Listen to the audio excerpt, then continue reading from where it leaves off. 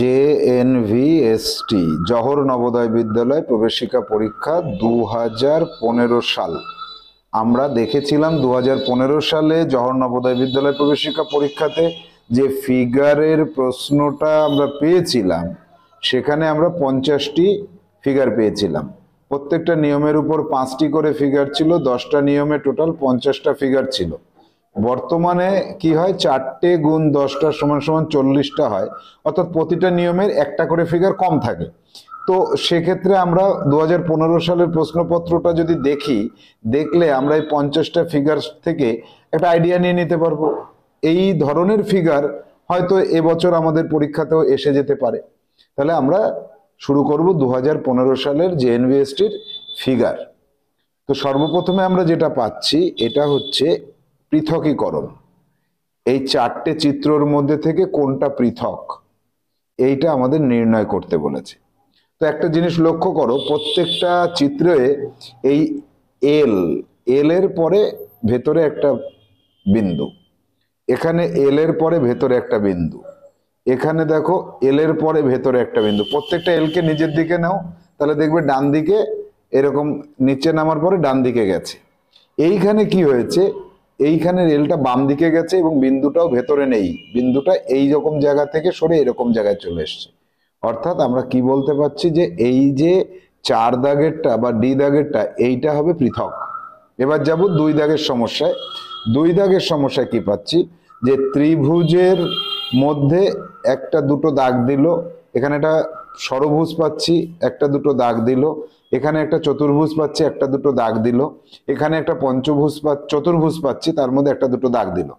এবার দেখো এইখানে আমরা বলতে পারি যে প্রত্যেকটা চিত্রকে দুটো দাগ দিয়ে পৃথক করে ফেলা হয়েছে, কিন্তু এইখানে যে চিত্রটা পাচ্ছি এই চিত্রতে মিডিলে একটা বিন্দু আছে, তো এই বিন্দুটা তো কোথাও নেই।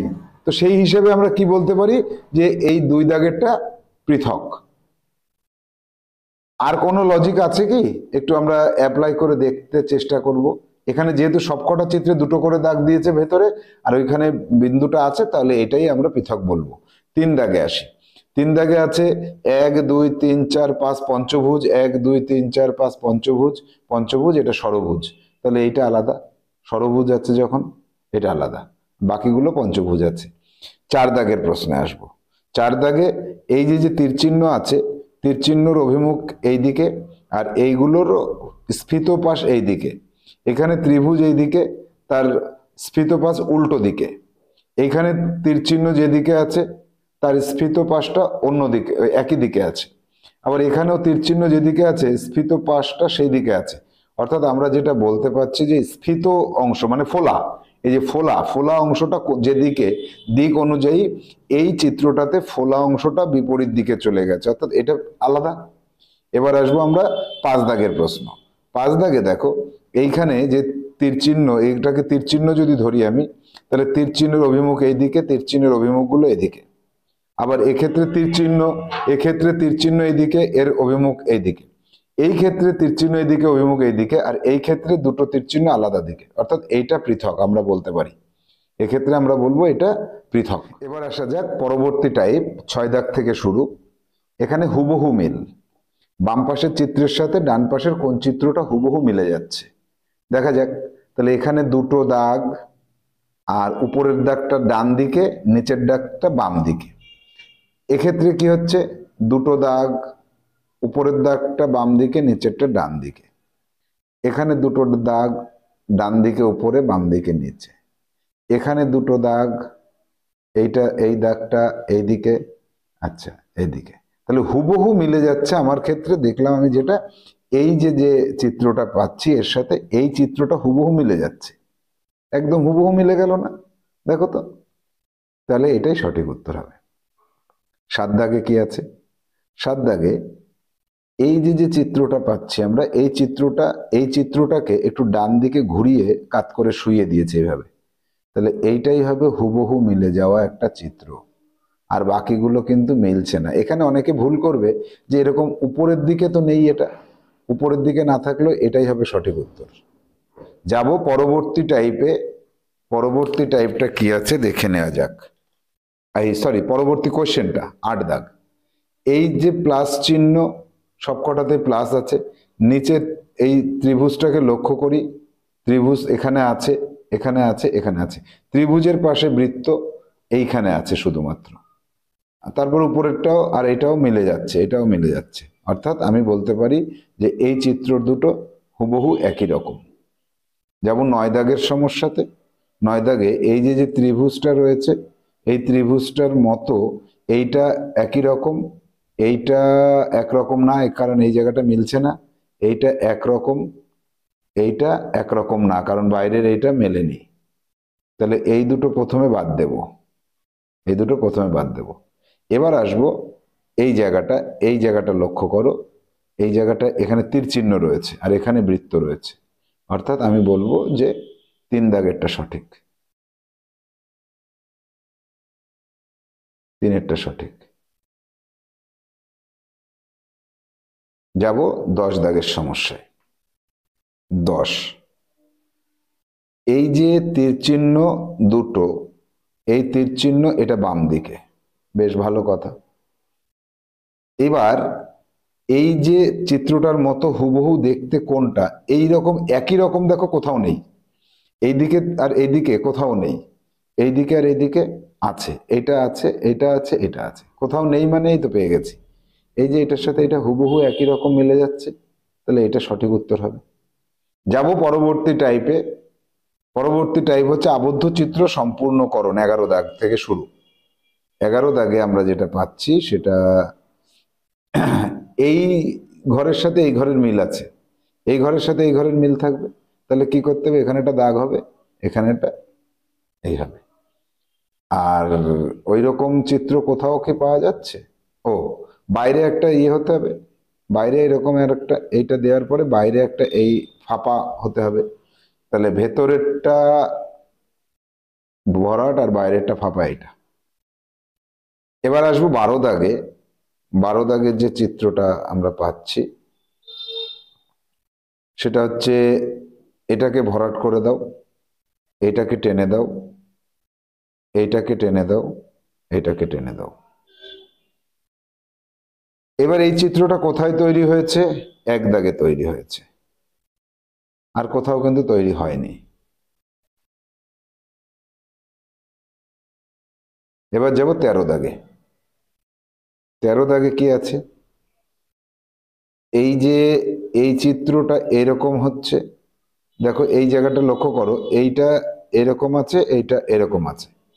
অর্থাৎ এই নিচের ঘর দুটো এটার সাথে এটার মিল আছে, তাহলে আমার উপরের ঘরের সাথে মিল করতে হবে। তাহলে এইটাকে এইরকম বানাতে হবে।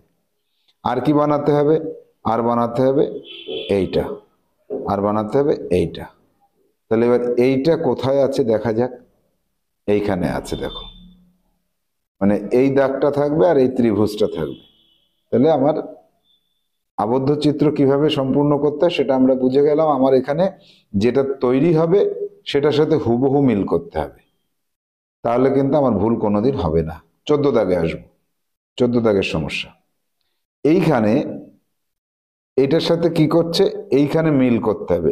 এখানে ঘর এঁকে দেয়নি, আর এই দাগটাকে বাড়িয়ে দিতে হবে।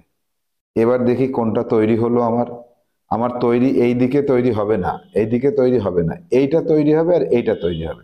এবার এই উপরের দাগটা এখানে আছে, কিন্তু এখানে উপরের দাগটা এইভাবে আছে, তাহলে এটা হবে না। আমার এইটা তৈরি হয়েছে, হুবহু মিল করে দেখলাম যে আমার 4 দাগেরটা তৈরি হয়ে গেছে। যাব 15 দাগের সমস্যায়। 15 দাগের সমস্যায় কি পাচ্ছি দেখা যাক। এই ক্ষেত্রে এই দাগটাকে টেনে দেব। এখানে 3টে দাগ ছিল, 2টো দাগ ছিল, একটা দাগ ছিল, একটাও দাগ হবে না।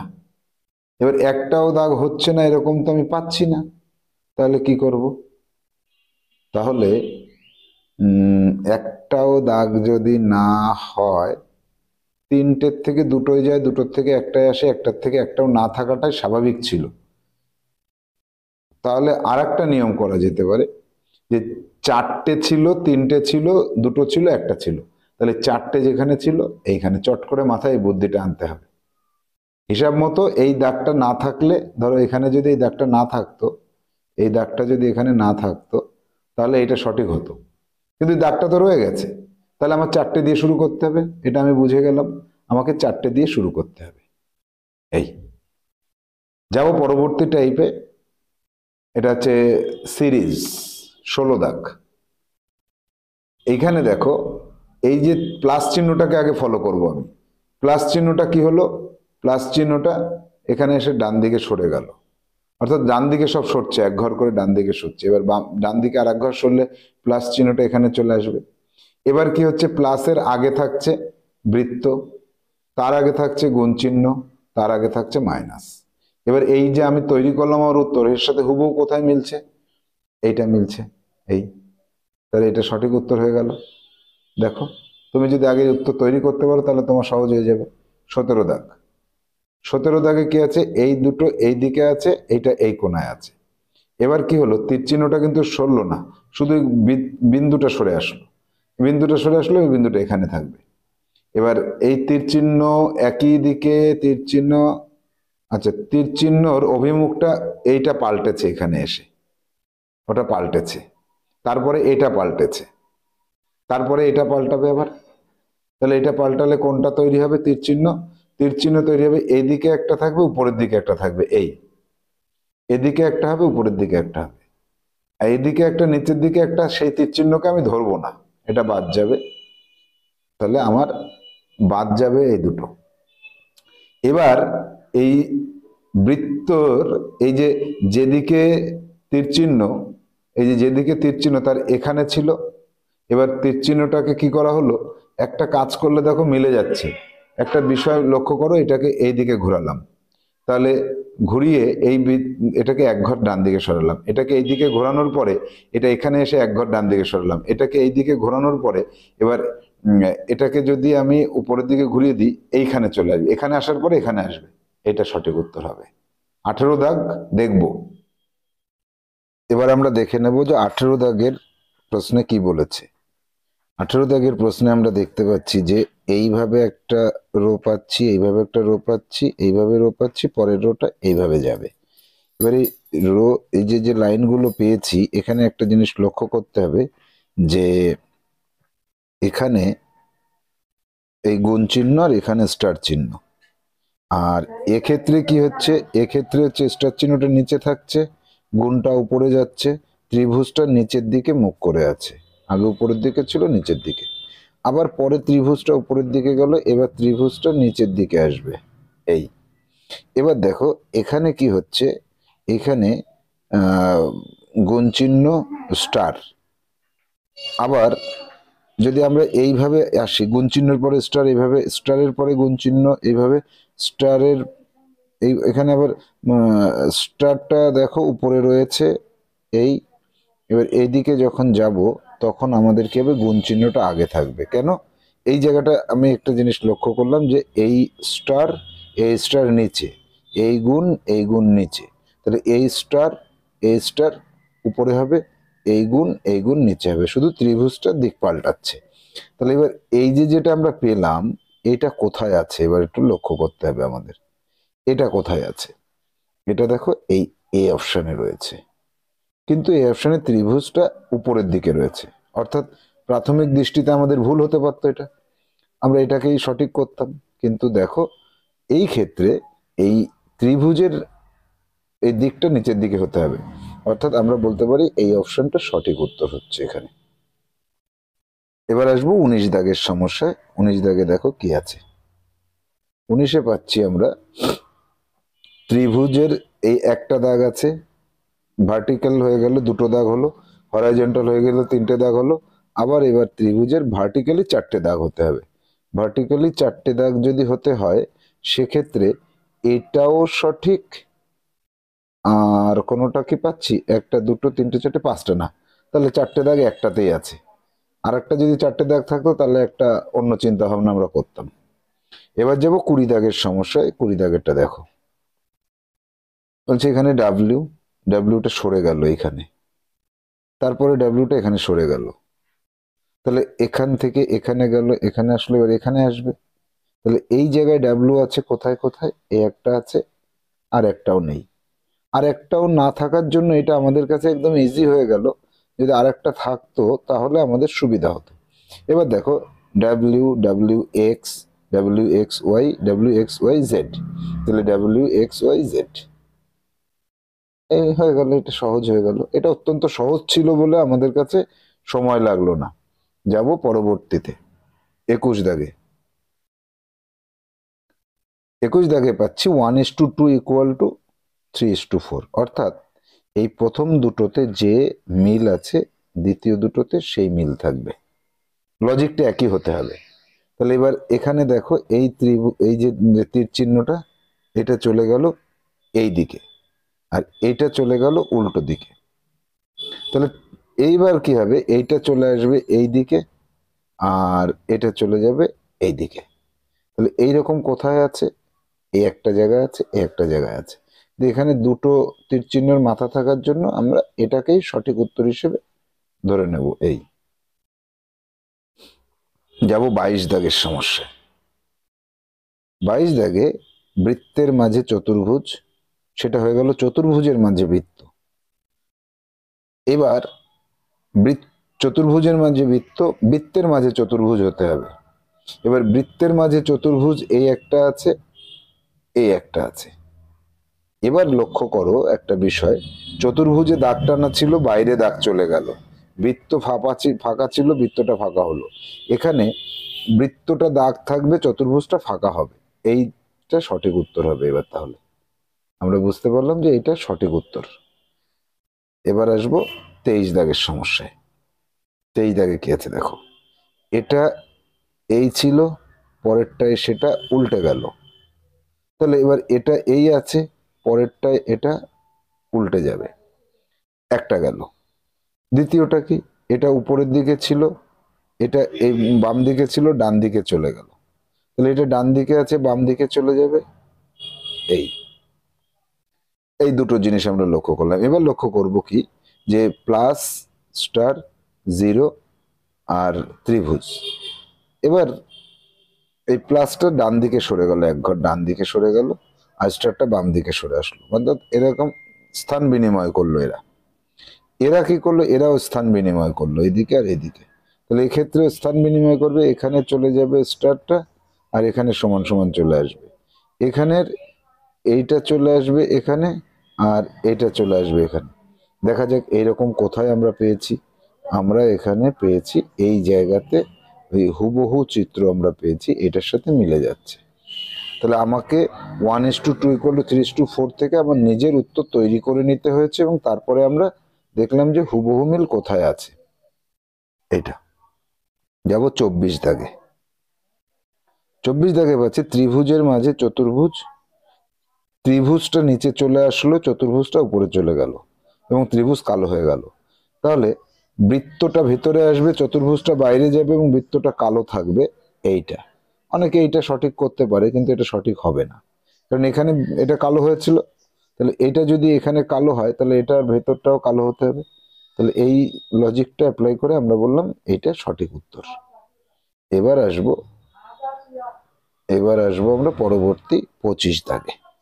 25 দাগে পাচ্ছি বলের সাথে ব্যাট, তাহলে ফেদারের সাথে র্যাকেট। এই মানে কোনটা খেলার জিনিস, কোনটা দিয়ে খেলতে হয়, এটাকে এটা দিয়ে খেলতে হয়, এটাকে এটা দিয়ে খেলতে হয়, অর্থাৎ এটা। যাব পরবর্তী অংশ, উন্মুক্ত চিত্র সম্পূর্ণকরণ। আচ্ছা, তাহলে এই যে এটা, এই জায়গাটা লক্ষ্য করো, এটাকে যদি আমরা সম্পূর্ণ করে দিই, তাহলে এই জায়গাটা কি আসছে, এই রকম আসছে, তাই তো? এবার এই দাগটারে মুছে দাও। মুছে দিলে কি আসছে, এই আসলো, এই আসলো, এই আসলো, এই। তাহলে এই চিত্রটার সাথে হুবহু মিলে যাচ্ছে। এটার সাথে অনেকে করতে পারো, কিন্তু এই জায়গাটা এইরকম আছে, কিন্তু এই জায়গাটা ওই রকম হলে তো হবে না। ওই জায়গাটা আমাকে কি করতে হবে, এই জায়গাটা এরকম এইরকম হতে হবে। অর্থাৎ আমরা বলবো যে 4 দাগেরটা সঠিক হবে না, এটাই সঠিক উত্তর হবে। যাবো 27 দাগে। 27 দাগে এবার এটাকে টেনে দাও, দিয়ে এটাকে মুছে দাও, মুছে দাও। তাহলে কোনটার সাথে মিলে যাচ্ছে দেখি, এইটার এই দিকে আছে, কিন্তু এই দিকে হতে হবে, এটা বাদ। এটা তো প্রথমেই বাদ। এইটাতে দেখো, এই জায়গাটা অনেক বড়, এই জায়গাটা অনেক ছোট, আবার এই জায়গাটা এরকম আর ভাবে আছে, এই জায়গাটা এইভাবে উঠে গেছে। অর্থাৎ আমরা বলবো যে এই জায়গাটার সাথে এই জায়গাটা হুবহু মিলে যাচ্ছে। এই এই তাহলে 4 দাগেরটা সঠিক উত্তর হচ্ছে। যাব 28 দাগে। 28 দাগেরটাকে এইভাবে একই রকম নিয়মে তুমি পূর্ণ করে দাও, পূর্ণ করে দিয়ে এটাকে এইভাবে ডিলিট করে দাও। কোনটার সাথে হুবহু মিলছে? এইটার সাথে মিলছে। এইটাতে এই কোনাকুনি এরকম আছে, কিন্তু এই জায়গায় কোনাকুনিটা এরকম হবে না। এইটার সাথে হুবহু দেখো একই রকম মিলে যাচ্ছে এই জায়গাটা। তাহলে আমরা বলতে পারছি 2-এরটা সঠিক উত্তর হলো অর্থাৎ বি। এই নিয়ম ছাড়া কিন্তু অন্যভাবে কঠিন হয়ে যাবে। 29 দাগে আসো। এটাকে টেনে দাও, এটাকে টেনে দাও, দিয়ে এটাকে এবার মুছে দাও, এটাকে মুছে দাও। তাহলে এই এই কোথায় আছে দেখি? এই জায়গাটা অনেক বড় হয়ে গেল, হবে না। এইটা একটু ছোট হয়ে গেল, হবে না। এইটা একদম হুবহু মাপে মিলে যাচ্ছে, অর্থাৎ আমরা এটাকে সঠিক উত্তর হিসেবে ধরবো। এটা হুবহু মাপে মিলে গেল। যাব 30 দাগে। 30 দাগের যে সমস্যাটি পাচ্ছি, যে এটাকে জাস্ট এরকম টেনে দাও, দিয়ে এটাকে মুছে দাও। এই তাহলে কোনটা পাবো আমরা? এই ক্ষেত্রে দেখো এইটাকে পাচ্ছি, কিন্তু এটাকে ঘুরিয়ে দিয়েছে একটু, এটাকে ঘুরিয়ে দিয়েছে, ঘুরিয়ে দিতে পারে, অনেক সময় ঘুরিয়ে দেয়। এবার এই ক্ষেত্রে আর একটা বিষয় আমাদের লক্ষ্য রাখতে হবে, এরকম একটা আমরা পেতে পারতাম, কিন্তু সেক্ষেত্রে এটা যতটা মোটা হতো, এক্ষেত্রে সেটা তার থেকে একটু সরু হয়েছে এবং লম্বা হয়েছে। সেই জন্য আমরা কি বলবো যে এইটাই সঠিক উত্তর। যাব পরবর্তী সমস্যা, পরবর্তী নিয়ম দর্পণ। দর্পণে কি পাচ্ছি? 31 দাগ থেকে। এবার এই যে দর্পণ, এর চিত্রটা গঠিত হবে এখানে, এর চিত্রটা গঠিত হবে এইখানে, এর চিত্রটা গঠিত হবে। যখন গঠিত হবে এই কালোটা চলে আসবে এই পাশে, সাদাটা চলে যাবে এই পাশে, এই দাগটা চলে যাবে এইভাবে। অর্থাৎ আমরা বুঝতে পারছি এ দাগেরটা বা 1 দাগেরটা এখানে সঠিক উত্তর হিসেবে আমাদের গণ্য করা হচ্ছে। যাব পরবর্তীতে 32 দাগে। 32 দাগে কি হবে? এলটা উল্টে যাবে, আয়নার কাছে আসবে, পিটা উল্টে যাবে, পেছনে যাবে। তাহলে এই যে যে চিত্রটা, এর সাথে কোনটার মিল হচ্ছে? এইটার মিল হচ্ছে, অর্থাৎ এইটা সঠিক উত্তর হিসেবে আমরা ধরব। এবার যাব 33 দাগে। 33 দাগে আমরা যেটা পাচ্ছি, এই যে যে ত্রিভুজটা এখানে গঠিত হবে, এখানে যে ত্রিভুজটা গঠিত হবে, তার এই যে কাছের বাহুটা থেকে এই দিকে যেটা গেছে সেটা কাছের থেকে এইখানে যাবে, দূরেরটা এখানে আসলে দূরেরটা এইখানে যাবে। এবার এই 6টা এখানে উল্টে যাবে, আর কি কি আছে দেখি? 6 আর ই, এই কাছের এফটা এরকম হয়ে যাবে, আর ইটা আয়নার দিকে আছে, তাহলে এই আয়নার দিকে চলে যাবে, আর 9টা এইভাবে হয়ে যাবে। এই দেখি কোথায় মিললো? 9 মিললো, এইখানে 9-এর পরে ই আছে, মিলছে না। তাহলে আয়নার কাছে এফ, এফটা আয়নার কাছে, সরি, এখানে এইটা, এই এফটা হবে আয়নার কাছে, ইটা হবে আয়নার থেকে দূরে। তাহলে ই আয়নার থেকে দূরে, এফ কিন্তু 6টা উল্টায়নি, হবে না। 9টাও উল্টায়নি, তাহলে হবে না। 9 উল্টেছে, 6 উল্টেছে, এফটা যা আছে তাই, ইটা যা আছে তাই, হবে না। 9 উল্টেছে, 6ও উল্টেছে, ই এবং এফ। তাহলে এই বি দাগেরটা এখানে সঠিক উত্তর হিসেবে বি, এখানে দেওয়া নেই, এবিসিডি করে দিলাম। তাহলে উত্তরটা তুমি তৈরি করে ফেলতে পারলে তোমার কিন্তু হুবহু মিল করে তুমি সঠিক উত্তরে পৌঁছে যেতে পারছো। যাবো 34 দাগে। 34 দাগে তোমাকে উত্তর চিত্র নিজের তৈরি করতে হবে। এবার এইটা দেখো, এইখানে আয়নার কাছে আছে, এখানে আয়নার কাছে দাও, দিয়ে এইটা আনলাম। এবার এইটা আয়নার দিকে আছে, এটাকে আয়নার দিকে করে দাও, এক্স পাল্টাবে না। তাহলে এক্স উপরে আয়নার দিকে হতে হবে, এইটা হচ্ছিল কিন্তু এটা হবে না। তাহলে এইটাকে আমি সঠিক ধরবো, ডি কে সঠিক ধরবো। তাহলে ডি হচ্ছে এখানে সঠিক। এই যাব 35 দাগে। 35 দাগে আমি এখানে মাথাটাকে অঙ্কন করব। এবার আয়নার কাছে যেটা আছে সেটা হচ্ছে এই, আয়নার দূরে যেটা আছে সেটা হচ্ছে এই, আর এই দাগ থাকলো, এই থাকলো। তাহলে আয়নার কাছে যেটা এইটার সাথে মিলে যাচ্ছে হুবহু ভাবে, এটা আমার সঠিক উত্তর। যাবো এবার 36 দাগে পেপার ভাঁজ। প্রথম ভাঁজটা এদিকে আসলো, পরের ভাঁজটা এদিকে গেল। তাহলে এবার এইটা উল্টো দিকে খোলো, তোমার এইখান থেকে উত্তর চিত্র তৈরি করতে হবে। উল্টো দিকে খুললাম, উল্টো দিকে খুলে দাও, এটাকে খুলে দিলে এই এই এ দেখ সঠিক উত্তর হলো। একদম সহজ ছিল এটা, এত সহজ পরীক্ষায় না আসাই ভালো। যাবো এবার পরবর্তী 37 দাগে। প্রথমে উপরে, তারপরে এদিকে। এবার এটাকে উল্টো দিকে খোলো, এইদিকে খোলো, এইখানে খুলতে হবে। এবার প্রথমে প্রথমে এটাকে যেভাবে যেভাবে ভাঁজা যায় তার উল্টো দিকে খুলতে হয়, এইটা। এবার এইদিকে খোলো, এইদিকে খুলে দাও, খুলে দিলে কি হচ্ছে, এটা এখানে পড়বে, এটা এখানে পড়বে। তাহলে 8টা কোথায় আছে, এইখানে আছে দেখো, এই সঠিক উত্তর পেয়ে গেছি আমরা। যাবো 38 দাগের সমস্যায়। প্রথমে এদিকে খুলে ভাঁজ করেছে, পরে এদিকে ভাঁজ করেছে। তাহলে এটাকে প্রথমে এদিকে খুলে দাও, এখানে খুলে দিলে তোমার তৈরি হবে এইরকম একটা তৈরি হবে, এই, আর এটা এই তৈরি হবে। তারপরে উপরের দিকে খুলে দাও, উপরের দিকে খুলে দিলে তোমার এইটা এরকম গোল হয়ে আসবে, আর ওইটা গিয়ে এরকম তৈরি করবে। তাহলে সেটা এখানে পাচ্ছি আমরা। এটার সাথে দেখো, নিজে আগে উত্তরচিত্র তৈরি করতে হয়, তাহলে সুবিধা হয়। এবার আসবো 39 দাগে। প্রথমে এই উপরে ভাঁজ করেছে, পরে এই দিকে ভাঁজ করেছে। তাহলে আমার প্রথমে এই দিকে খুলতে হবে, এই, তাহলে এইটা এই আসবে, এটা এই আসবে। আবার এটাকে খুলে দিলে এই এই, তাহলে কোনটা তৈরি হচ্ছে, এইখানে তৈরি হচ্ছে দেখো। ও, এখানে বৃত্তটা এইখানে তৈরি হচ্ছে, এই কোনাকুনি তৈরি হচ্ছে, আমার আঁকাটা ভুল হয়েছে, কোনাকুনি, এইটাই সঠিক উত্তর হচ্ছে। এবার আসবো 40 দাগে। প্রথমে এই দিকে ভাঁজটা করলো, তারপরে এই দিকে করলো। এবার ভাঁজটা খুলতে হবে কোন দিকে, প্রথমে এইটা খুলবো, এইটা খুললে প্রদীপটা তৈরি হলো এই।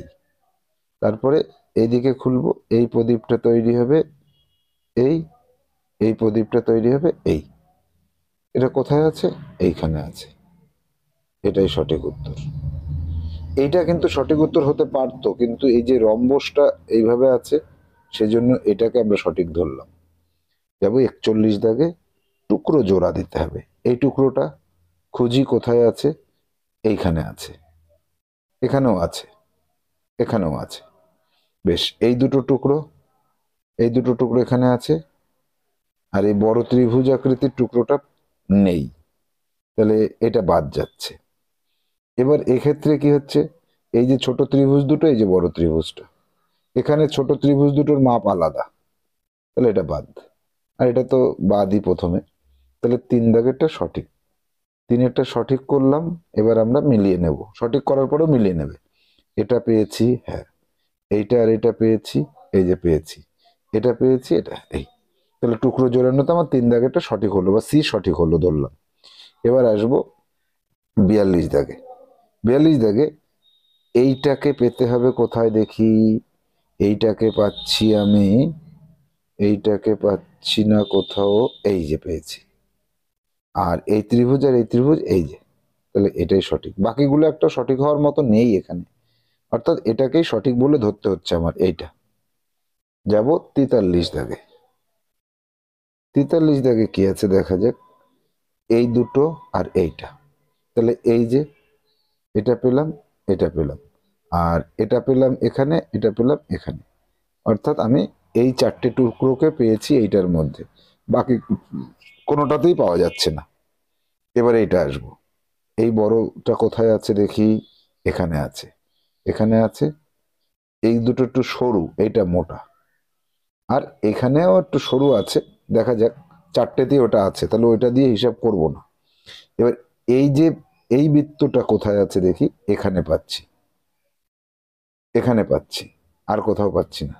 আবার এই বৃত্তটা, মানে এই যে পার্টটা বৃত্তের, আর এই পার্টটা হিসাব করে যদি দেখি, তাহলে এইখানে পাচ্ছি।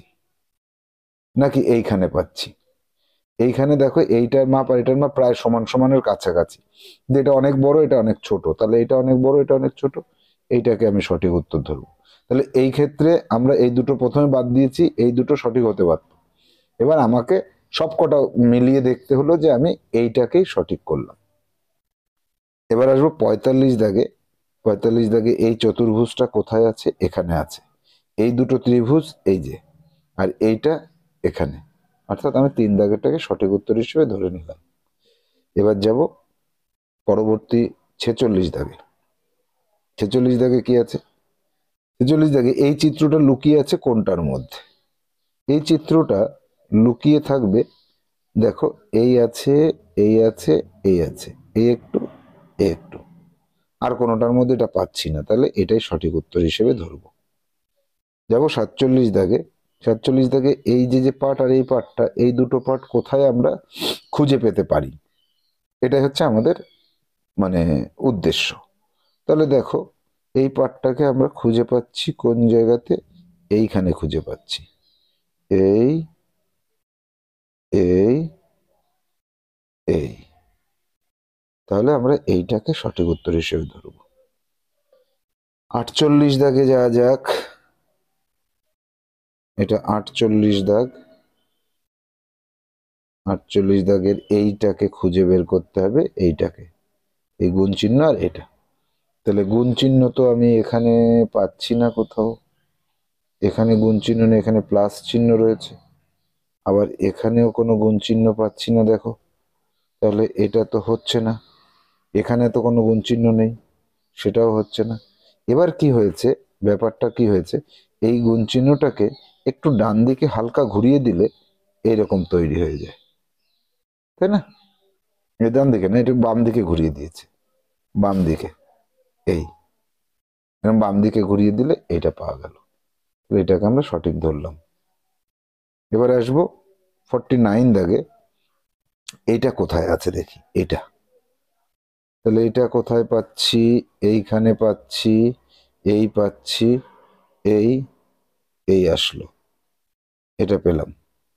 এবার এটা পেলাম, দেখো তো ওই চিত্রটাকে আমার নীল কালারে আঁকা হয়েছে কিনা, লাল কালার করে দিলে আরো ভালো বোঝা যাবে। এই এই, তাহলে এটাকে পেয়েছি এইখানে। যাব 50 দাগে, অর্থাৎ 2015 সালের শেষ প্রশ্ন। এটাকে কোথায় খুঁজে পাওয়া যাচ্ছে? এইখানে খুঁজে পাচ্ছি, এই যে, এই এই এই এই ত্রিভুজটা হয়ে গেল, আর এই হচ্ছে তোমার উপরের চতুর্ভুজটা, তাহলে এটা সঠিক উত্তর। তাহলে আমরা দেখলাম যে 2015 সালের জওহর নবোদয় বিদ্যালয় প্রবেশিকা পরীক্ষায় যে প্রশ্নগুলো এসেছিল, সেখানে আমরা প্রতিটাতে 5টা করে 10টা নিয়মের উপরে 50টা ফিগার দেখে নিলাম। এর মধ্যে থেকে 40টা ফিগার তোমার পরীক্ষায় আসতেই পারে, যে কোনো একটা আসতে পারে। তাহলে আমরা ফিগার সম্পর্কে যেটুকু আইডিয়া পেলাম, এই আইডিয়ার উপর ভিত্তি করে তোমার সিডাব্লিউ এবং এইচডাব্লিউ থাকবে। সিডাব্লিউ, এই ছবি 50টাকে তুমি অঙ্কন করো হুবহু, হুবহু একই রকম অঙ্কন করো। আর এইচডাব্লিউ কি থাকবে? এর অনুরূপ, অনুরূপ গঠন করতে হবে, চিত্র পাল্টে দিয়ে অনুরূপ গঠন করতে হবে। এইটা যদি করতে পারো তোমার দক্ষতা অনেক অনেক অনেক গুণ বেড়ে যাবে। ভালো থাকো, সুস্থ থাকো, পরবর্তী ক্লাসে আবার দেখা হবে, টাটা।